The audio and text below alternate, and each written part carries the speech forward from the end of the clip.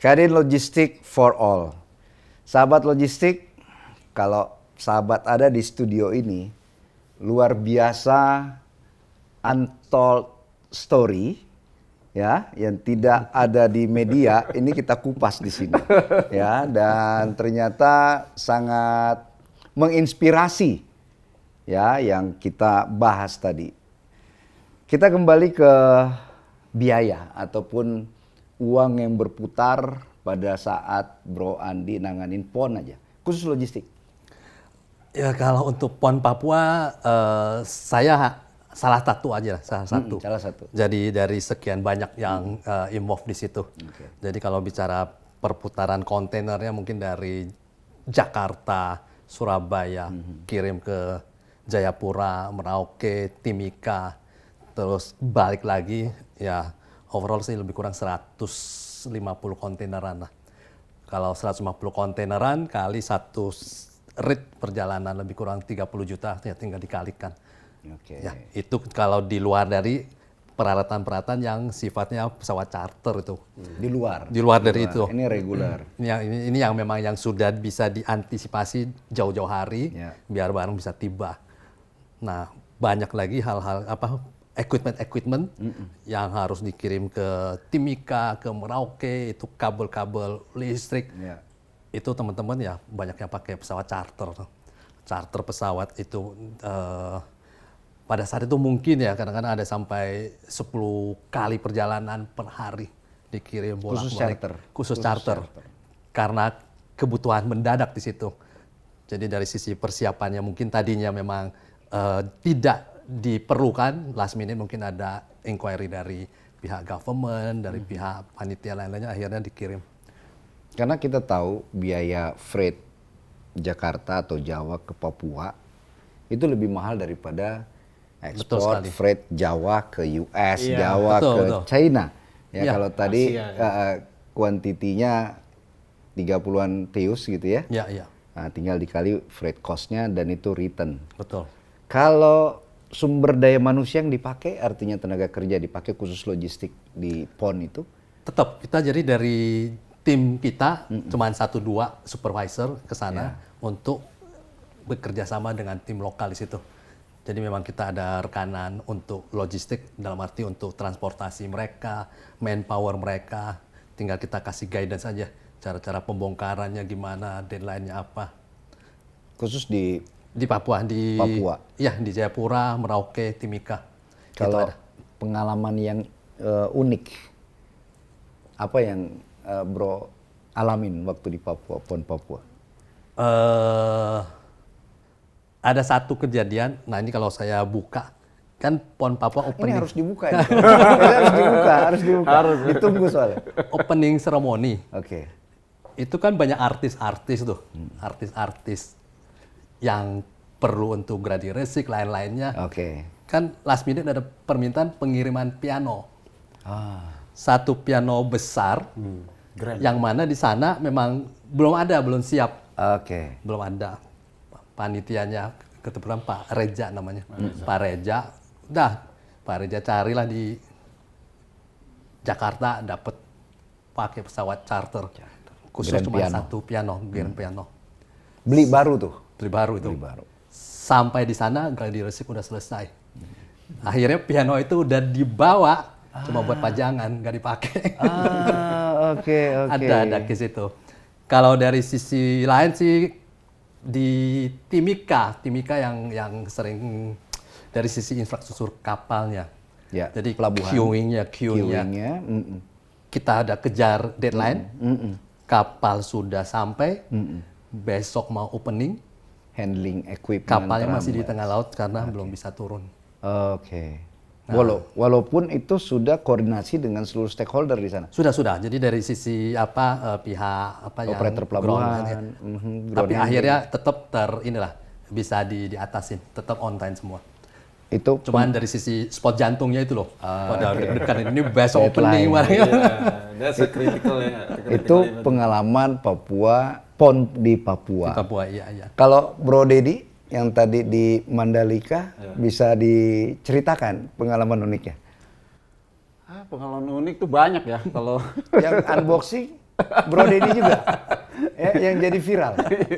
Ya, wah ini sebenarnya belum pernah cerita saya nih. Oke. Iya, ini kayaknya Ini rezekinya podcast nih ya. Iya nih, saya sempat diajak podcast sama beberapa influencer otomotif. Oke. Cuma ini unik ya, uniknya gini, mungkin ini bisa dibilang satu cerita yang sebenarnya juga menjadi berkah gitu. Ya. Karena otomatis kan orang bilang bad news is a good news. Is a good news. Sebenarnya bukan bad news sih, sebenarnya ini hanya saya kayak, jadi ceritanya gini bro, jadi waktu World Superbike pertama kali di Mandalika itu kan memang dalam proses pembangunan Mandalika. Jadi saat kita kerja itu memang banyak sekali memang orang-orang yang ada di situ. Jadi pada saat kita kerja proses pemeriksaan kepabeanan, kebetulan saya ditunjuk sebagai PPJK yang bermitra dengan Bea Cukai dan yang ditunjuk oleh MGPA dan Dorna selaku pemilik barang. Jadi waktu itu pakai ATA Karnet. Jadi kalau ATA Karnet itu barang harus diperiksa 100%, harus sesuai. Nah pada saat itu mungkin kita dalam proses membantu proses kepabeanan. Pada saat itu mungkin ada petugas buka barang dan lain-lain juga kita bantu. Dilalanya ada yang video waktu itu di luar concern saya, nggak ada izin nih. Karena waktu itu local community-nya cukup antusias dengan pembangunan Mandalika, melihat kontainer datang, oh punya Superbike di video, ada yang viralkan melalui media sosial media, yang mana di situ ada komunitasnya ternyata. Nah itu yang nggak tahu dari saya gitu. Waktu itu banyak sekali ya disaksikan oleh semua orang sebetulnya. Cuma karena point of view-nya ke saya, terkesan saya buka. Mungkin saya casual kali waktu itu, jadi dipikir bukan petugas atau bukan apa, dianggap YouTuber atau apa. Ternyata unboxing muncul di berita, boom, itu kurang lebih seminggu lebih viral seluruh Indonesia itu kayaknya. Tiket naik tuh, pengunjung naik. Good things ya, tiket naik. Ada salah satu direksi bilang sama saya, tepuk kayak gini, wah tiket gue jadi naik katanya gitu. Mandalika, tapi ya saya nggak bisa sebutkan di sini ya. Pokoknya intinya itu positifnya gitu. Nah akhirnya saya juga jadi banyak dikenal kan. Maksudnya dalam arti, oh ini loh. Tapi karena saya memang nggak keliru atau dalam arti nggak ada salah apapun, karena itu menjalankan tugas, ya memang nggak ada isu sih. Sehingga memang menjadi highlight aja bahwa kedepannya lebih baik. Alhamdulillah pas berikutnya pas pramusim dan World MotoGP itu jauh lebih baik. Jadi sama sekali kita udah nggak ada lagi kejadian itu. Nah yang unik lagi adalah mungkin bro kenal pembalap Yamaha Fabio Quartararo. Nah pada saat saya proses kepabeanan, saya saking ketatnya, saking traumanya kejadian waktu itu, nggak boleh masuk pada saat saya periksa barang. Nggak boleh lewat sih. No, saya mau lari pagi. Dia nggak pakai baju, pakai celana sama manajer mau lari pagi. Saya bilang no, nggak boleh masuk. Kita nggak bisa masuk. Jadi sampai pembalapnya sendiri mau nyobain sirkuit lari waktu itu sempat saya larang. Tapi setelah udah selesai ada tutup, baru kita lanjutkan dia bisa jalan lagi. Nah, tapi itu nggak jadi viral ya? Itu justru nggak viral. Nggak viral itu. Karena pembalapnya aja nggak kita izinin pada saat kita proses pemeriksaan.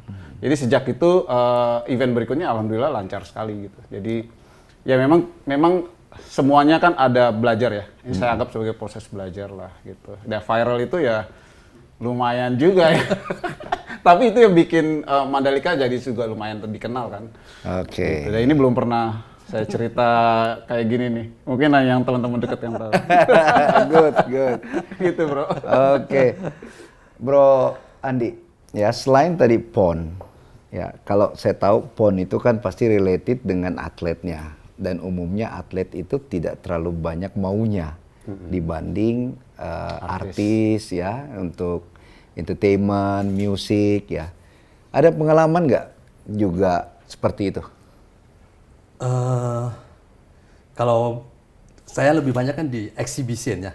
Kalau exhibition memang semuanya kan sudah terschedule, terjadwal. Jadi boleh dikata memang semuanya on time lah, on schedule, on time. Kalau pengalaman kebetulan kan pegang FIFA U17. U17 itu kan memang kita ditunjuk dari FIFA langsung melalui agen kita di Swiss. Nah di situ juga ada cerita unik tuh. Ada sedikit apa ya? Sempat dakdikduk juga. Nggak terkait dengan fasilitas lah. Itu sebenarnya sih lebih ke dari sisi surat menyurat aja sih. Administrasi aja. Tapi dari sisi kepabeanan, dari sisi custom itu cukup support pada saat itu. Karena FIFA kan menghendaki semua barang yang mereka masuk untuk event itu adalah bebas biaya masuk, PPN, PPH. Nah itu kan perlu step-step lah dari sisi apakah itu pengajuan dari PSSI kah, apakah itu pengajuan dari Kemenpora, itu banyak diskusi di situ. Baru sampai satu titik, jadi pembebasan yang diberikan hanya biaya masuk. Jadi PPN PPH tetap menjadi kewajibannya si PSSI. Oh, PSSI yang tanggung jawab. PSSI yang tanggung jawab secara regulasi, secara regulasi custom. Asosiasi itu hanya bebas biaya masuk. Jadi PPN PPH menjadi satu kewajiban. Oke, atas barang yang dibawa. Atas barang ya. Sementara dari FIFA kan mereka menghendaki murni semuanya free gitu. Oke. Nah, kalau untuk sport, sorry, Ya. bro, ya misalnya tadi motor, ya Ducati ataupun nantinya mobil, pernah nggak kejadian? Ini kan semua skema impor sementara. Ya. Ya. Ada nggak waktu realisasi returnnya kargo itu unitnya nggak dibalikin? Selama ini sih belum pernah ya. Belum pernah. Belum pernah. Mau dicoba? Bisa hilang nantinya fasilitasnya. Tapi yang terjadi itu bukan nggak balik, bro. Jadi kemungkinan masih ada event lanjutan atau masih dipakai. Oke. Artinya kita ajukan lagi proses perpanjangan Impor sementaranya. Nah biasanya tuh ada sesi balap lagi, acara lagi gitu, atau mungkin abis acara dia mau preskon lagi di mana kayak gitu-gitu. Tapi biasanya nggak lebih dari fasilitas yang diberikan sih. So far oke sih. Kurang lebih itu kan pasti instrumennya adalah jaminan. Ya, ada jaminan kepada Bea dan Cukai yang nilainya relatif mengikuti High Code. Ya, tentu dari proforma invoice-nya ya. Nah, apakah pernah ada isu, ada dispute ya mengenai HS Code, terus biaya yang harus dibayar, terus yang pemilik acara, wah ini kok kemahalan, di luar negeri nggak seperti ini. Pernah nggak terjadi seperti itu? Kalau pengalaman saya sih, kalau untuk itu kita biasanya daftar nilai pabean yang kadang ada perbedaan aja sih. Jadi misalkan di declare-nya sama si pemilik barang mungkin dianggap sama bea cukai, oh ini nggak sesuai. Itu juga kadang ada terjadi. Ada juga yang memang disepakati. Jadi pada saat jaminannya sekian. Ternyata begitu sudah proses, setelah dievaluasi oleh bea cukai mungkin punya tarif dan standar sendiri, sehingga ada penambahan. Gitu, sehingga ya nanti keluar notul aja. Nanti kita tinggal penuhi lagi kekurangannya. Oh, tidak sering apa? Jarang sih. Notul? Notul itu sangat jarang, tapi itu tidak menjadi hambatan. Karena biasanya pada saat, seperti saya bilang, mungkin kami kan juga sering ya bermitra dengan bea cukai dan lain-lain. Jadi kita tahu nih aturan-aturan. Jadi kalau misalkan, ini misalkan kurang gini, ya mereka juga tidak terlalu ketat juga. Oh ini barang sampai ditahan dan lain-lain. Enggak. Kadang-kadang kayak karnet yang expires atau itu suka banyak dibantu. Minta aja dari Kadin surat rekomendasi atau apa. Nah inilah fungsinya kita punya asosiasi. Karena kebetulan saya juga member Kadin juga sebetulnya. Terus Alfi dan Asparapi. Jadi ya mereka bantu sebetulnya. Nah sering sih, nggak sering lah. Kadang terjadi, tapi yang lebih banyak solusinya ya tadi itu. Aman sih, harusnya sih nggak terlalu bermasalah. Artinya masih bantu ya? Masih bantu. Bukan dari sisi notul sebenarnya. Kalau bicara impor sementara kan hanya penyesuaian jaminan. Baru muncul scap kan. Jadi tidak ada yang dirugikan. Tidak ada yang dirugikan. Cuman jaminannya kurang, naik turunnya jadi kurang lebihnya ada keluar pembetulan. Artinya so far pegawai kita, pegawai negeri Bea dan Cukai ini, PNS Bea dan Cukai sudah banyak membantu. Ya di lapangan khususnya. Masih ada kos-kos unexpected nggak dari regulator misalnya Bea dan Cukai di lapangan gitu ya? Artinya masih ada nggak sih praktek-praktek under table supaya barang cepat selesai misalnya?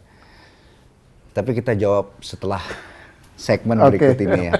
Sahabat logistik, ini kita pengen menggali ya. Artinya kita ingin memberikan reputasi yang positif ya, terutama dalam penyelesaian kepabeanan sehingga proses kelancaran distribusi mulai daripada pelabuhan laut dan udara ini sudah tidak menimbulkan biaya-biaya yang tak terduga lagi. Kita akan lanjut ke segmen berikutnya setelah teaser yang kita akan saksikan ini. Kadin Indonesia. Lebih dari setengah abad berdiri, sejak 24 September 1968, Kamar Dagang dan Industri Indonesia telah menjalankan mandatnya sebagai satu-satunya induk organisasi perusahaan dan pengusaha yang aktif menjadi mitra pemerintah di bidang perekonomian.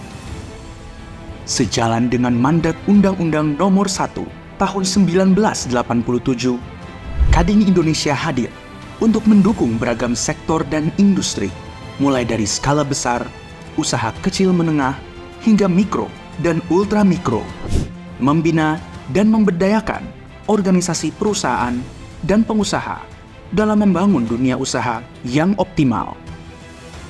Berkolaborasi dengan pemerintah dalam mendukung pembangunan ekonomi nasional. Didukung oleh para pemimpin industri yang tergabung dalam dewan pengurusnya. Kadin Indonesia terus menguatkan diri bersama seluruh anggota dalam rangka mencapai visi Indonesia Emas 2045. Sebagai payung utama yang mewadahi dunia usaha dan industri di Indonesia, Kadin Indonesia memprioritaskan inisiatif dan program yang mendukung pertumbuhan ekonomi nasional. Dalam jangka panjang, Kadin Indonesia berupaya untuk mewujudkan visi Indonesia Emas 2045, yaitu Indonesia sebagai negara maju dan lepas dari jebakan negara berpendapatan menengah. Oleh karena itu, sebagai mitra strategis pemerintah dan perwakilan dunia usaha, Kadin Indonesia siap berkolaborasi serta menciptakan masa depan yang tangguh, sejahtera, inklusif, dan berkelanjutan. Ayo berkadin!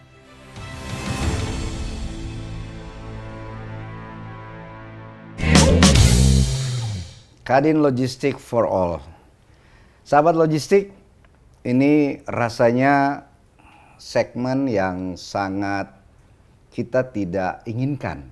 Karena rasanya dua segmen ini mengalir begitu serunya, sehingga ternyata waktu juga yang membatasi kita.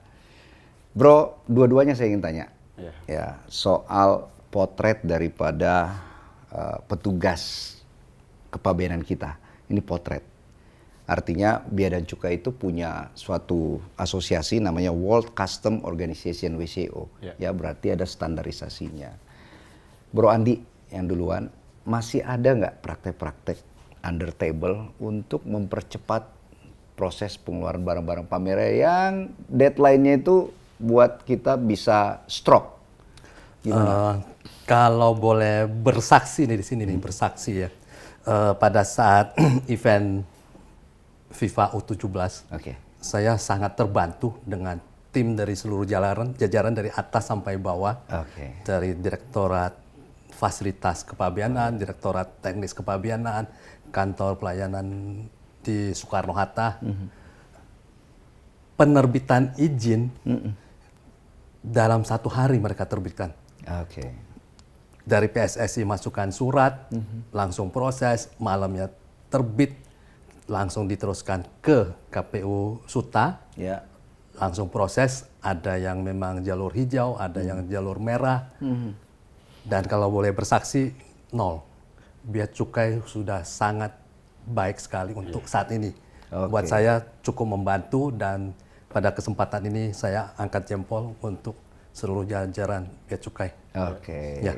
Dari sisi event pelayanan, dari sisi pelayanan. Dari sisi kegiatan di event TPPB, karena sifat kerjanya kan itu cuma perpindahan barang dari pelabuhan, bandara ke venue TPPB, itu juga udah by system. Jadi udah interaksi dengan petugas hampir sedikit sekali. Dari sisi pemeriksaan di lapangan itu sudah meningkat jauh lah dibandingkan dulu. Ya. Tapi tadi saya lihat masih ada jalur merah, jalur hijau. Itu karena apa? Random atau seperti apa? Seharusnya kan udah jelas ini rombongan atlet gitu, U17. Ya, itu lebih ke komoditinya. Komoditi barang, high code-nya. Ya, high risk-nya pada saat itu. Tapi itu makan waktu berapa jam untuk rilis setelah jalur merah? Kalau ini bicara yang kemarin, kebetulan jadi semua barang sebelum proses dokumentasi dari sisi custom mereka sudah membantu, kita sudah Notification. pindahkan ke gudang khusus. Gudang khusus. Jadi saya ada gudang khusus di Cikarang. Oke. Jadi ada proses penimbunan awal, masuk di situ, baru kita proses kepabeanan. Hari ini selesai jalur merah, barang besok udah langsung rilis. Jadi udah luar biasa sekali pada saat event FIFA U17 itu. Oke, ini versi Bro Andi Ya, karena ya. Ini membawa tinggal nama negara, dari sisi reputasi event. negara nih Ya, kan ya, karena ya, olahraga. Kalau Bro Dedi gimana tuh pelayanan dari Bea dan Cukai khususnya di lapangan? Oke, kalau di pengalaman saya pribadi, bukannya karena ini di podcast disiarin ya, tapi memang saya ngalamin sendiri bahwa pertama Bea Cukai saat ini jauh makin baik. Sesuai tagline-nya dia, Bea Cukai makin baik itu benar ya. Pertama itu. Kedua, yang saya rasakan adalah buat teman-teman usaha freight forwarders, PPJK atau apapun, itu jangan sesekali pakai uang lah ya, atau under table lah ya, atau apapun ya. Fungsinya itu cuma satu, komunikasi. Ya, saya punya event semua kritikal, tapi saya selalu terbantu oleh Bea Cukai itu sekarang ada namanya dia punya PIC tersendiri. Misalkan kayak di Soekarno-Hatta, saya punya satu PIC yang membantu untuk mengakomodir gitu ya. Jadi dokumentasinya lengkapin, kita audiensi dulu biasanya. Jadi selama ini saya sangat dibantu oleh teman-teman Bea Cukai jujur ya. Dari kalau di Mandalika saya dengan KPBC tipe C Mataram, Soekarno-Hatta kalau di Suta, di Priok Pak Evi dan tim atau Pak Dwi Teguh. Waktu Formula E saya juga dibantu beliau. Saya cuma audiensi aja dan itu zero, nggak ada bayar apa-apa. Jadi sekarang kalau sama teman-teman atau anak-anak ada bilang ada gini-gini itu saya udah nggak percaya gitu karena saya ngalamin sendiri, saya terbantukan. Di Mandalika MotoGP saya mengerahkan 60 Bea Cukai pemeriksa dalam satu malam, 2 hari kerja ya. Itu dengan shift-shift itu. Itu waktu mengakomodir petugas itu dulu ada orang itu kita sama sekali nggak bayar sepeser pun karena itu sudah menjadi tugas mereka melakukan pelayanan. Jadi fungsinya mereka saya ingat betul Kanwil Bali waktu Mataram dia bilang bahwa Pak Didi nggak perlu terima kasih kepada kami, ini sudah tugas kami, yang penting Pak Didi transparan di sini, jangan ada yang diumpetin mengenai barang. Jadi kita kembali lagi kepada kita sebagai freight forwarder sih. Artinya, yang nakal-nakal ini kan karena ada sembunyikan sesuatu yang nggak benar gitu. Kalau buat saya sendiri nggak ada. Bea Cukai top, saya appreciate juga.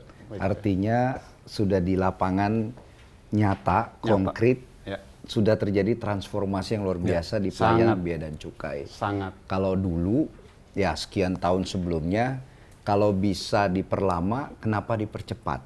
Ya? Dan juga ujung-ujungnya Pak Wani Piro. Ya kan? Ini alhamdulillah kita pastikan dari pengalaman Bro berdua, karena deadline daripada barang event itu luar biasa stressfulnya ya, itu bukan lagi hitungan per hari, tetapi hitungannya per jam. Ya, sehingga perlu satu koordinasi dan kepercayaan bagi semua pihak, dari penyelenggara, daripada PPJK dan juga daripada Bea dan Cukainya sendiri. Ya, betul. Jadi kita bisa simpulkan terjadi transformasi pelayanan, terutama kecepatan dalam logistik ataupun forwarding di penyelenggaraan pameran, baik itu pameran olahraga, musik ya, dan juga conference. Ya, betul. Jadi Bro, balik lagi ke Bro Andi. Ini segmen sebenarnya juga menjadi harapan buat kita semua. Tentunya yang kita bicarakan di awal, penyelenggaraan apalagi sifatnya internasional ya, event gitu.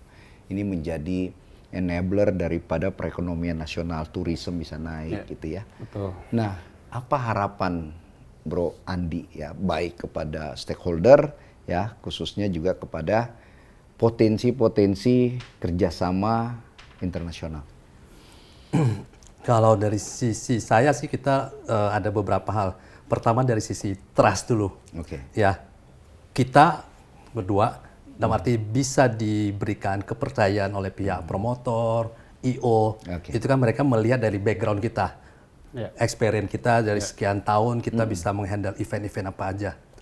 Dan di sini mungkin saya mengajak teman-teman freight forwarder yang lain di luar negeri ada yang namanya IELA, asosiasi IELA, International Exhibition Logistics Association.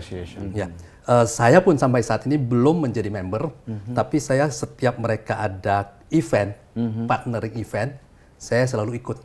Di situ saya sudah ikut hampir 6-7 tahun yang lalu. Nah, di situ networking dari seluruh freight forwarder yang khusus pameran, khusus untuk event-event kumpul di situ. Kita sharing di situ. Regulasi custom Indonesia seperti apa, terus regulasi di negara lain seperti apa. Dari situ terjadilah networking. PT saya, Visasa, mungkin di Indonesia tidak begitu dikenal orang. Tapi di luar negeri, karena saya satu-satunya perwakilan Indonesia yang selalu hadir, saya selalu yang direkomend. Jadi pokoknya setiap ada event dari luar, karena kita dikenal oleh pihak IELA, udah hubungin Andi. Nah, disitulah kita berkembang. Itu bicara networking. Jadi kepada teman-teman freight forwarder yang memang mau menuju ataupun ikut dalam hal kegiatan penanganan event-event exhibition, silakan bergabung di situ. Itu setiap tahun ada pertemuan. Ada kurang lebih persiapan modal nggak bagi forwarder lainnya kalau ingin? Nggak ada. Itu kalau bicara mau menjadi member mungkin tinggi biayanya, bisa sampai 5.000 euro atau berapa untuk sebagai member. Tapi kalau kita cuma menghadiri itu cuma ongkos akomodasi transport ke sana, bayar semacam fee di situ mungkin 1.000-2.000 euro untuk sekali berpartisipasi. Tapi nama Indonesia muncul. Karena setiap saya ikut di situ, perwakilan Indonesia ya hanya saya. Cuma satu-satunya Indonesia yang hadir di dalam forum. Nah, kitalah akhirnya yang dikenal. Kalau mau mengadakan event di Indonesia siapa? Cari ke saya gitu. Bro Andi, boleh nggak kita undang mereka datang ke sini? Kita bikin satu event gitu ya, dia punya chairman-nya, kita undang ke sini terus buat something like FGD sama mereka. Mereka jadi memang setiap tahun kan sudah ada jadwal kalender. Itu kalender yang diadakan oleh member. Tahun sebelumnya ada di Amsterdam, ada di Prague, kemudian ada di Los Angeles, dan tahun ini di Taiwan, Taipei. Jadi yang membernya yang bertindak sebagai host. Kebetulan Indonesia belum ada. Sebenarnya sih saya udah sounding. Ayo kita ajukan adakan di Bali. Jadi member anggota mungkin pada Indonesia saat ada summit, ada conference internasional. Itu gabung di situ. Itu kalau udah terjadi networking, nah pemain-pemain Indonesia bisa mendunia di situ. Itu dari sisi bagaimana untuk mendapatkan semacam performance lah. Kita meningkatkan diri kita, upgrade positioning betul. potret Indonesia juga di mata internasional ya. Itu dari sisi forwardernya gitu. Kalau dari sisi bagaimana meningkatkan potensi Indonesia menjadi tempat emas dunia, nah mungkin kita dari pihak Kadin gimana mengajak dari sisi Kementerian Perdagangan, Kementerian Keuangan, kita coba regulasi kita cari yang lebih bagus lagi biar mereka bisa lebih mudah masuk. Nah, itu menjadi contohnya satu. apa yang lebih bagus lagi misalnya? Nah, kalau kita bicara spot, event-event spot. Kalau pameran sekarang kan udah terakomodir dengan TPPB-nya itu. Semua barang masuk udah cukup dipermudah. Tapi untuk event spot, kalau mereka mau memasukkan barang tapi mungkin tanpa akta karnet. Berarti kan fasilitasnya di situ impor sementara. Betul. Tapi dalam hal kalau atletnya bawa baju atau panitia bawa baju kaos pribadi 1.000 piece, bukan untuk event itu triathlon kan ada acara itu. Nah, kalau kita bicara peraturan Kementerian Perdagangan, kaos itu kan barang kena lartas di situ. Mereka nggak bisa masuk garment, Jadi yang kita bisa sarankan ambil produk Indonesia. Gimana biar UKM bisa ini. Tapi kan belum tentu pihak luar mau gitu loh dari sisi timingnya, kualitasnya. Nah ini fasilitas-fasilitas yang mungkin kita akan harus dorong ke pemerintah. Coba kita ambil contoh-contoh di luar negeri itu, kemudahan di luar, gimana kita bisa dibawa ke Indonesia. Kira-kira dari saya. Thank you. Bro Dedi, ada harapan apa? Harapannya kalau saya mungkin dari sisi freight forwarders ini bagus sekali kalau Bro kan mungkin di Alfie juga, terus aktif di Kadin. Mungkin belum banyak freight forwarders kita yang paham mengenai industri ini. Betul. Ya sebenarnya rezeki juga buat saya gitu kan. Cuannya nggak ada lawan ya. Nah, tapi kan kita ingin kasih value kadang. Ya, nah mungkin di Alfie juga kalau memang ada satu, karena ini selalu saya dengungkan ke network saya di luar juga. Saya involved di beberapa network forwarders, dia nggak punya expertise untuk event dan exhibition gitu. Setuju. Nah mungkin di Alfie bisa jadi media nih, dibikinkan divisi khusus. Mungkin ada project kan, pasti sudah ada project kargo, lalu ada pergudangan. Nah mungkin kalau event exhibition ada tim khusus akan jauh lebih bagus. Nanti semakin banyak orang aware, semakin banyak nanti industri kita tumbuh, semakin banyak pemain. Nah, jadi kalau selama ini kan 4L nih, lo lagi. Yeah. Nah, tapi buat saya sih itu cuan. Kalau cuan kita cuan nih. Karena kenapa? Mungkin orang belum berani dan tadi agent network di luar belum trust sama yang lain. Karena ini resikonya tinggi gitu. Itu buat saya mungkin harus ada media khusus nanti forum khusus buat Alfie atau mungkin Kadin menginisiasi bagus sekali dengan tadi ada undang datang. Saya justru nanti mau ngundang Bro Akbar September nanti network saya ada conference di Bali. Mungkin nanti saya berkabar lagi, saya akan undang mungkin sebagai narasumber dari Alfie, kan Bro mungkin juga bisa dari Kadin, menambah value buat acara kami itu sebetulnya. Kayak ada di September. Terus kalau yang buat pemerintah mungkin buat otoritas adalah bahwa kita ini kan lagi banyak pengembangan kawasan pariwisata, kayak Mandalika, Golomori, kayak lain-lain gitu yang involve. Terus KEK. KEK itu kawasan ekonomi khusus. Jadi kawasan ekonomi khusus itu seperti yang di Mandalika, itu KEK khusus buat sport tourism. Sport tourism. Mungkin kalau buat pemerintah saat ini adalah, ini banyak tempat-tempat yang sifatnya adalah island circuit, island venue, jadi susah nih aksesnya. Nantinya begitu kita freight forwarders melakukan logistik transportation movement, biayanya nanti orang komplain gitu. Kenapa nih kok mahal? Kenapa? Karena sourcingnya kalau buat saya itu kayaknya belum kompetitif nih kita nih. Nanti di compare negara lain kok Sepang lebih murah sih gitu. Jadi waktu Mandalika tuh pertama kali saya ingat betul saya kasih saran ke promotornya bahwa bikin akses dari bandara langsung tollway ke sirkuit. Dan itu alhamdulillah dilakukan. Sudah. Jadi lebih cepat, beda dengan passenger kan aksesnya. Itu kebetulan kita punya kasih influence juga. Terus di airport harus ada 40 truk masuk. Itu kita juga yang kasih influence. Akhirnya dibangun itu. Tapi saya nggak tahu ini behind story juga gitu. Karena saya dari 2019 sudah mulai tanya-tanya terlibat. Eventnya 2021. Jadi saya nggak dalam waktu kayak tadi Pak Andi bilang proses teknis itu lama. Jadi kayak Pak Andi setahun saya mungkin lebih tuh MotoGP. Tiba-tiba, Dad kok bisa dapat MotoGP? Ya bukan baru kemarin dong. Dari 2019 saya udah bergerak sampai 2021. Jadi artinya kayak Mandalika dari Surabaya ke Mandalika, Bali ke Mandalika itu ada ferry, ada pengangkutan dan lain-lain. Itu mungkin sedikit saya bilang di sini feedernya ini swasta yang pegang gitu ya. Mungkin harus digandeng, dirangkul. Bagaimana ini bisa mempermudah traffic, bisa lebih kompetitif lah gitu. Artinya kan semakin mereduce biaya cost transportation. Jadi pelaku usaha yang mau bikin event-event di kawasan-kawasan ekonomi kreatif atau tempat-tempat menarik di negara kita ini jadi makin banyak gitu. Jadi nggak mahal cost transportnya. Papua pasti mahal sekarang karena nggak ada tol laut. Misalnya harus ada tol laut nih sekarang, mungkin lebih murah nanti gitu. Nah, kayak Mandalika, orang komplain kok mahal. Jadi kita yang disalahin, kita mahal nih. Padahal kita nggak mahal, kita kasih solusi. Cuman karena kita harus pakai jasa feeder yang kita nggak bisa manage cost-nya, jadi mahal. Mungkin Departemen Perhubungan, mungkin Kadin dengan Pak Akbar di sini atau Bro ada terlibat di Alfie juga kasih masukan secara otoritas. Mudah-mudahan ini bisa memberi value bahwa logistik kita tuh logistik kita murah tapi nggak murahan gitu. Jadi artinya memang efisien. Nah, jadi orang nggak takut buat mengadakan acara-acara lebih banyak di lokasi-lokasi yang remote area. Setuju. Itu Bro. Setuju. Dan memang tadi saya sampaikan bahwa affordable cost. Kalau tadi setuju banget, murah tapi nggak murahan.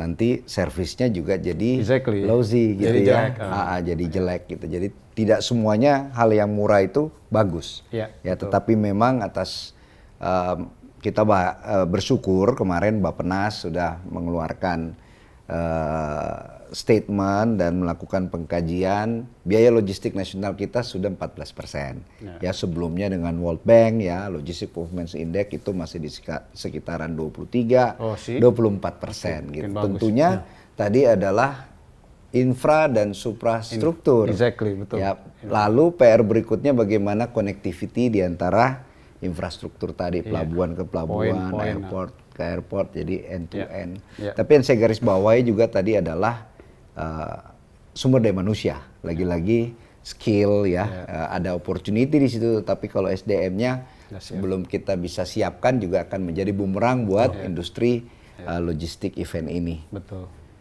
So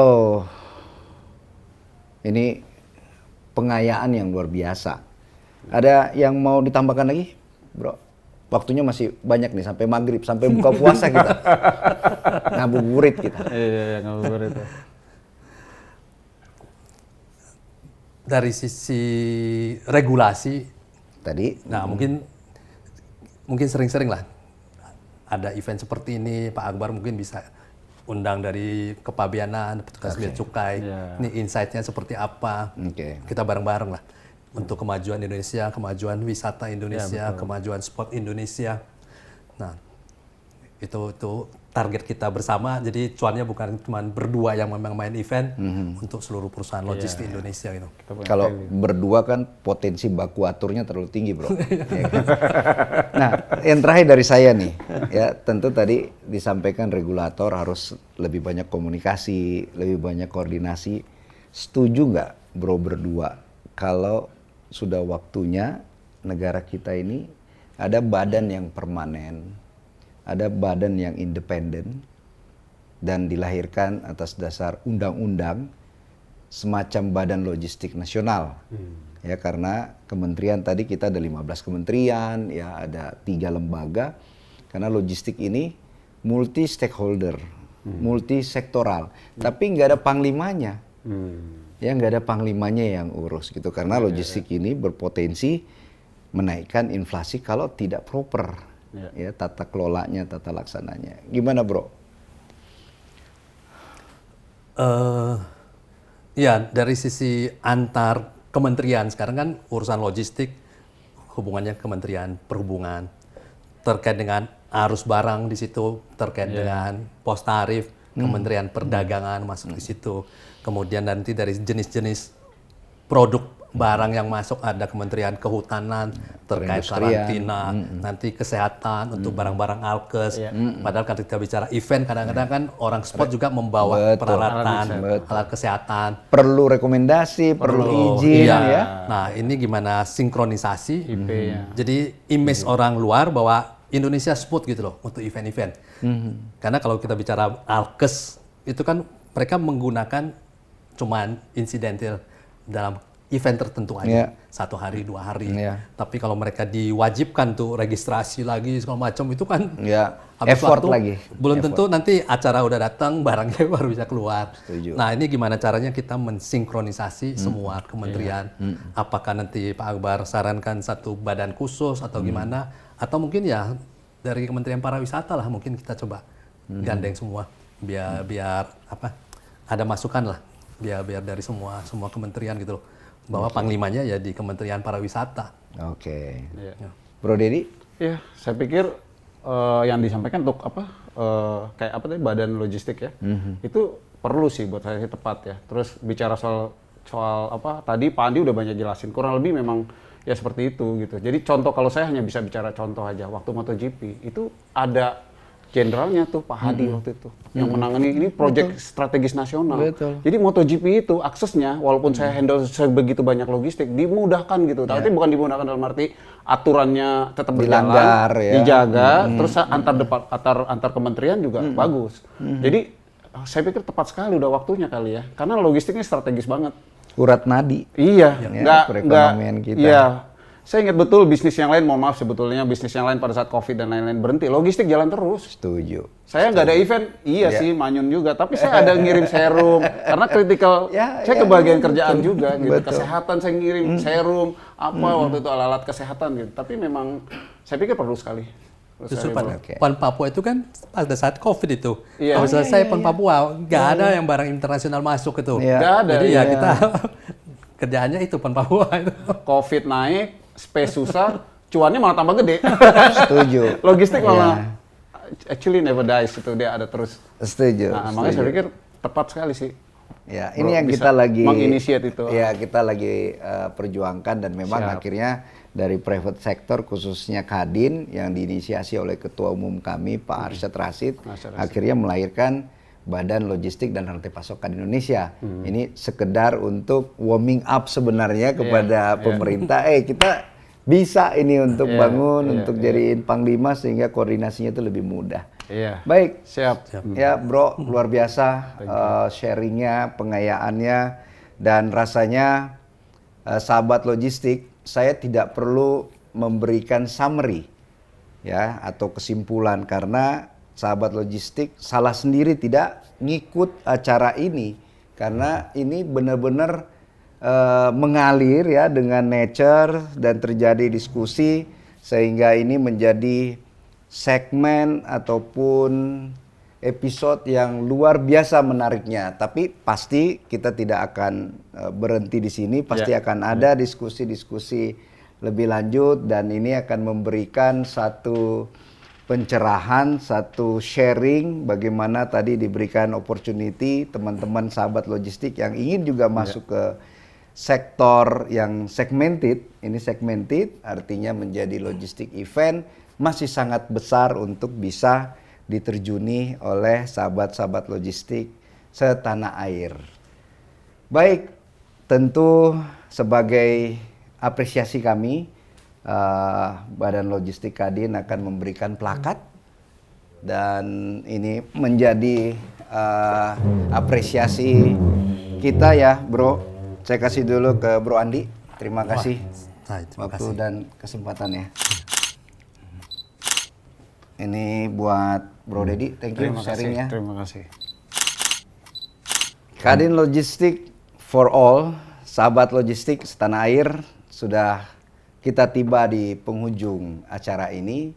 Tentunya sekali lagi jangan ada penyesalan di kemudian hari.